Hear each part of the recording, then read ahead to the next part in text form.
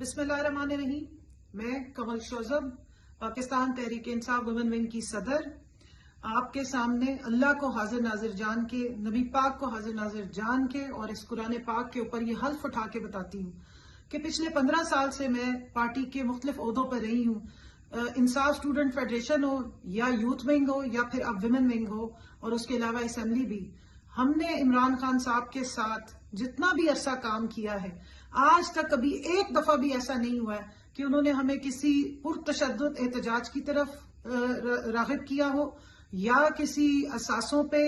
یا پاکستان کے آئینی اداروں کے خلاف ہمیں بھڑکایا ہو یا ہمیں کہا ہو کہ اس کے کوئی پرتشدد احتجاج کرنا ہے. ہمیشہ انہوں نے ہمیں پرامن اور آئین کی اور قانون کی بالادستی اور آئین اور قانون کے بیچ میں رہتے ہوئے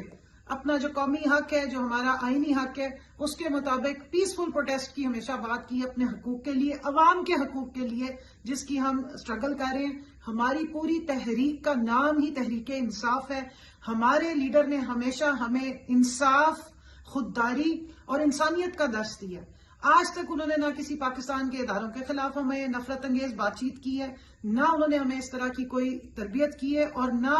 9 مئی سے پہلے نہ 9 مئی کے بعد کبھی اس قسم کی ترغیب دی ہے. تو میں اللہ کو حاضر ناظر جان کے یہ بیان دے رہی ہوں کہ اگر کبھی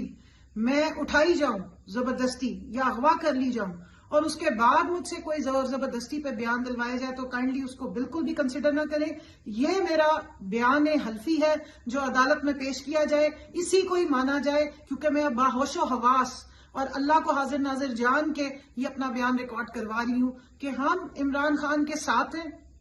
ہم اپنے ملک کی جدوجہد کے ساتھ ہیں،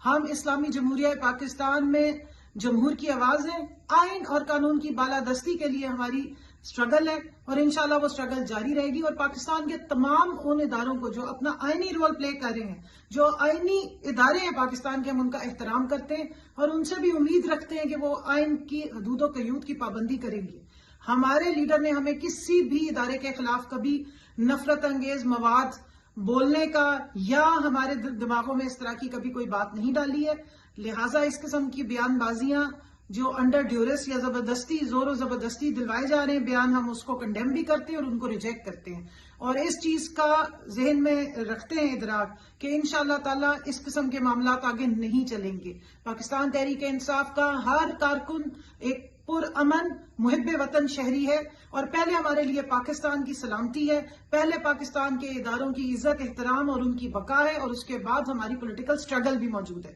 تو انشاءاللہ تعالی ہم اپنے لیڈر کے ساتھ کھڑے ہیں. ہمارا لیڈر مظلوم ہے، ہمارے لیڈر پہ بے بنیاد الزام تراشی کی جا رہی ہے اور اس کو ہم کنڈیم بھی کرتے ہیں اور اس کو ہم ریجیکٹ بھی کرتے ہیں. ہمارے لیڈر پوری دنیا میں امن و امان قائم کرنے والا اور امن کی آواز اٹھانے والا لیڈر ہے. اور میں یہاں پہ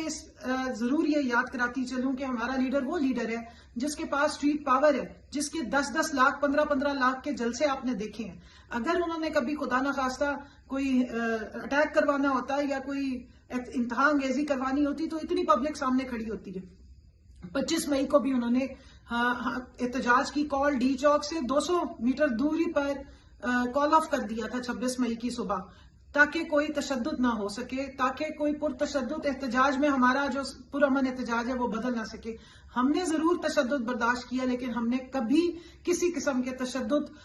کی جو پروٹیسٹ ہے وہ نہ کی ہے، نہ اس کی کال دی ہے. اور میں یہاں پہ کیٹیگوریکلی کہنا چاہتی ہوں کہ 9 مئی کو بھی ہم نے کوئی پرتشدد احتجاج میں نہ میں اس کا حصہ بنی، نہ میری کوئی اور جو ویمن ونگ کی خواتین ہیں اس قسم کے پرتشدد احتجاج کا حصہ بنی. تمام خواتین جو ہیں وہ پرامن احتجاج کر رہی تھیں، جو اور کوئی ایسا ہم نے نہ کسی اثاثے پہ یا کسی فوجی جو بلڈنگز ہیں ان پہ کوئی اٹیک کرنے کا نہ کوئی پلاننگ کی گئی تھی، نہ ہمیں کوئی بتائی گئی تھی ایسی، اور نہ ہم اس میں ملوث ہیں. تو برائے مہربانی اس ہمارے بیان کو ریکارڈ پر سمجھا جائے اور عدالت کے لیے بھی جب بھی ضرورت پڑے اسی بیان کو کنسیڈر کیا جائے. بہت بہت شکریہ. پاکستان زندہ باد، عمران خان زندہ باد، پی ٹی آئی زندہ باد، پاکستان کی فوج زندہ باد.